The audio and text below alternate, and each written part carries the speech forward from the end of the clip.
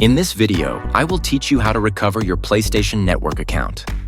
If you're logged out of your PSN account on your console and see that it says Sign into PlayStation Network, simply go to the PlayStation Store.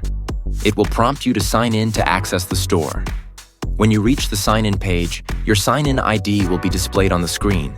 But this will only work if you've signed in at some point before on that console. If you remember your sign-in ID but not your password, press triangle, and you'll be guided through steps to reset your password, which will require access to the email linked to your account.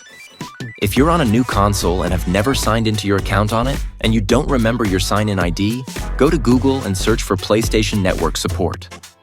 Click the first search result, navigate to Account and Security, and select Login Issues.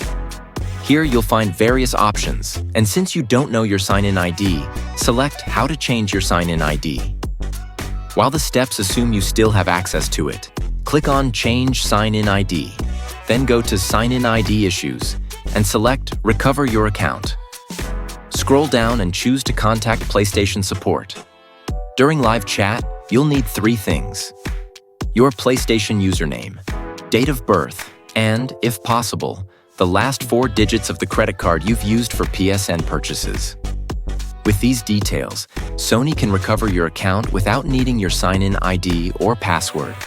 If you're unsure of which email your PSN account is linked to, go to your email inbox, search for PlayStation, and check all the communications from Sony.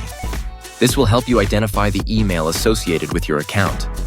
And that was all. Subscribe, it's free.